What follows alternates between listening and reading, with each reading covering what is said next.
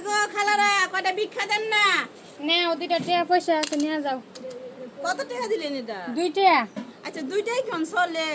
চলে চলে, না চললে আমার দিয়ে দাও। আচ্ছা টাকা চলে নেবুনি। আচ্ছা আপা একটা কথা কমু, কও কি কইবা? কটা বাদ দেন। আলু ভর্তা আলু ভাজি আছে খাইবা নি?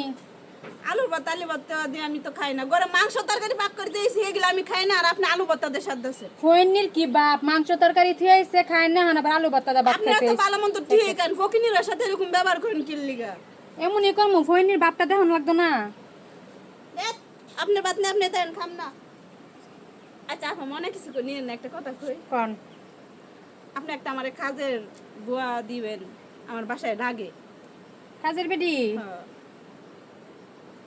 একটা কাজের বুয়া ভালো বেতন দিমু, 15-16 হাজার টাকা বেতন দিমু, বেশি কাজ না আমার। রেডি।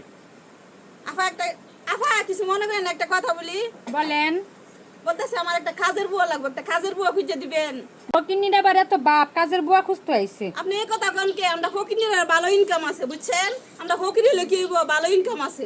আমরা একটা কাজের বুয়া দেন, আমি ভালো বেতন দিমু, প্রতি মাসে 15-16 হাজার টাকা বেতন দিমু, বেশি কাজ না। আমার বাসায় 2টা বাচ্চা আছে, বাচ্চাগুলো দেখবো আর সারাদিন টিভি দেখবো।